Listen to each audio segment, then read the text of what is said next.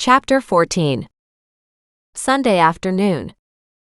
Doreen stared in horror at the group of camera-toting tourists standing in front of her property, and the huge tour bus parked as close to the front of her house as it could get. Then she stepped back and slammed the door shut, her heart pounding. She really needed to take a picture of them, though. She snatched her phone, opened the door, stepped out, and took a picture of all of them. Then she retreated to her living room and sent Mac the photo. When there was no answer right away, she frowned at her phone and sent him another text with a question mark. And again, no answer. Fuming now, she crept into the living room and looked out the window, but the bus was gone. "Thank God for that," she whispered. And just then, her phone rang. It was Mac. "About time you answered me," she snapped. At least he would have answered it if he could have, but he was spluttering with laughter too much. How did that even work? She glared at her phone. "It's not funny." "Actually," he said, trying to speak through his laughter, "it kind of is." "That was a tour bus," she said in an ominous voice. "A tour bus full of camera-toting tourists, running around and taking pictures of my place." "Interesting," he said, but she could tell he was still trying to hold back his mirth. "It's not funny," she snapped again. "My neighbor came over to tell me, and that's the first I knew." "So this could have been going on for a while?" he asked curiously. "How am I supposed to know? If it wasn't bad enough that I had the local media around all the time, now I made it to the tour bus route." "And I'm sure the tourists are all delighted with that," Mac said, once again desperately trying to get the words out around the laughter. "It's not funny," Doreen growled before hanging up. Then she stormed back into the kitchen, ignoring her heated-up spaghetti, and headed right through to the garden. For the angry temper that she was in currently, she needed something much more physical to do than eating. She grabbed her gloves and shovel, and attacked the last bed in the garden on that side. At this rate, she should have it done in no time. She couldn't get the picture of all those people taking photos of her house out of her mind. Why on earth would her house end up on a bus tour? Had the news finally filtered across the ocean that there had been a murder, or three, here? She hoped not. Besides, it wasn't like this house was any different than any other house, where a murder happened every day of the week. It bothered her to think that her notoriety had gotten so big. It was also quite possible. She let her hands and body burn through her temper until she finally stopped, gasping and wiping the sweat off her forehead. She stepped back, groaning, and then realized she had finished that whole side.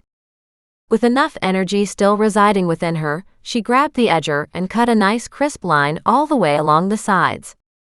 Then, using the digging fork, she worked along where the back fence had once been, loosening up the dirt and pulling away the weeds. She noted grass alongside the house, though most of it was just weeds. She frowned and wondered if she could get some thick and heavy rubber mats or something to go all along that side. It might turn into a much nicer walkway. And it wasn't for any particular purpose, other than the fact that the space existed. As she stopped and turned to look back at where the deck would be, she nodded to herself. "That grass can come to the edge here, and the stairs can come right down to the new patio," she told herself. Then she looked back alongside the house and continued talking. Several inches of gravel and some landscape cloth or really good tarps would fix this side up too. But of course, it would be even harder to get back here. She'd have to do it one wheelbarrow at a time. She groaned at the idea. But it was an option, and she knew that if she put in a big deck here, she would need to do something about the grass anyway. Plus, even if she cut it out by its roots and removed it, that would have to get hauled away. Plus, she'd have to put something down to stop the grass from regrowing again. She didn't want grass coming up through the decking boards. That would look awful. So, no matter which way she looked at it, she would have to bring in gravel. And that meant the expense of landscape cloth too. Besides the pinch financially, she realized just how much physical work would be involved.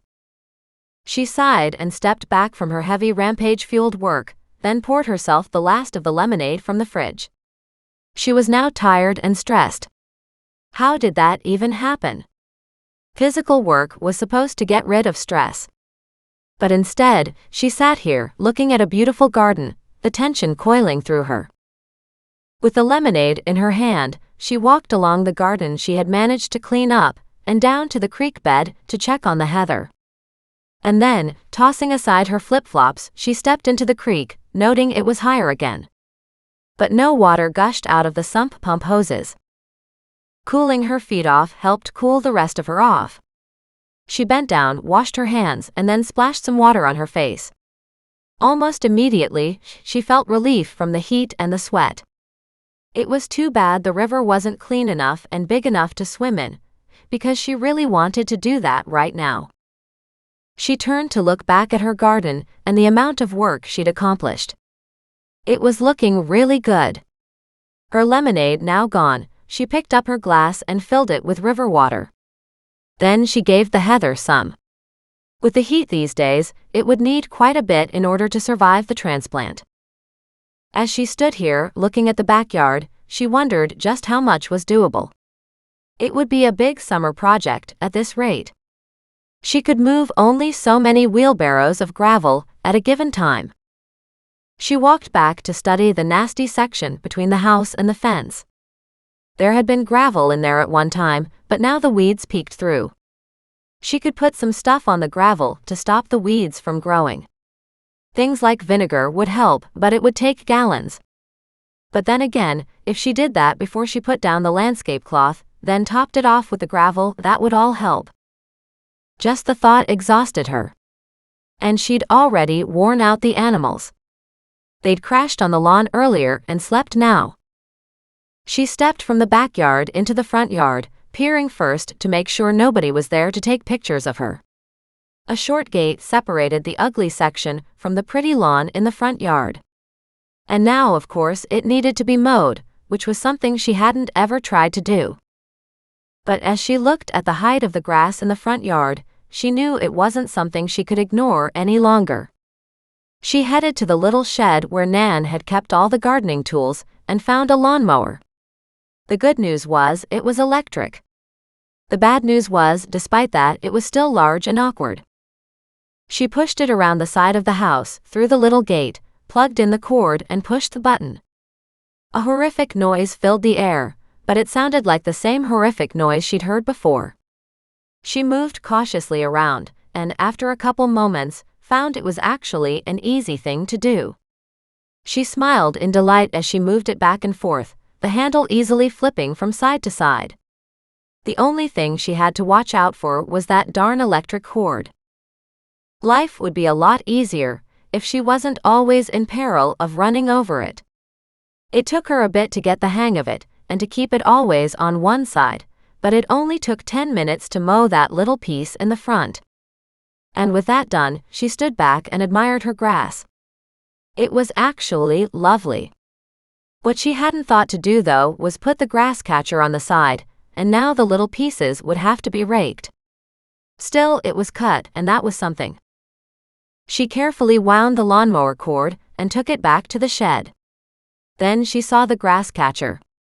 Groaning at her stupidity, she took it off the wall hook and laid it on top of the mower for next time. She glanced around the backyard and knew she needed to mow it soon. But first, she snatched a rake and grabbed her compost bin and moved it closer to the front yard. Then she raked up the bits of grass she'd cut. There was a surprising amount, because the grass had grown pretty high. Using the rake and a shovel, she loaded it into the compost bin. With that done, she headed around to the back and sighed heavily. Then she brought out the lawnmower, hooked on the grass catcher, and mowed once more. At this point, she saw no sign of her animals. Smart. When there was work to be done, they'd gone into hiding.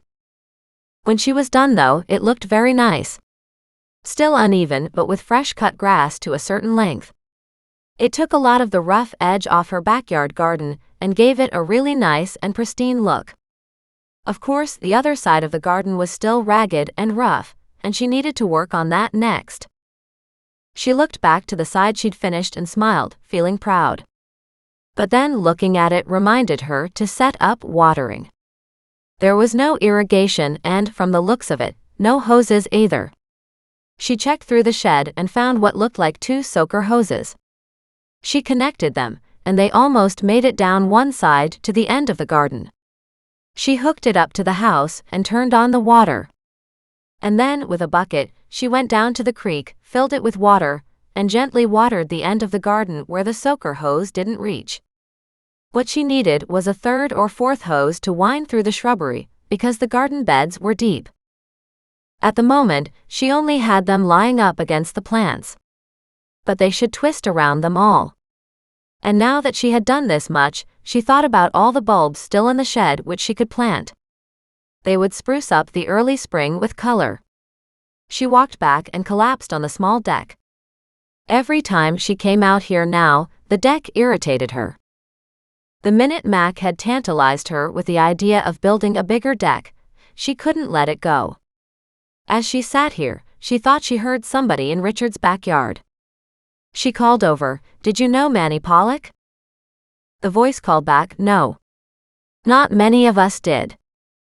"What about her mother, Jenny Pollock?" "You mean his mother?" "Oh. Yeah," she said. "I do. Yes, she's very involved in the church." "All that stuff we found in your garden belonged to Manny," Doreen called out. "Of course you already knew that." Dead silence.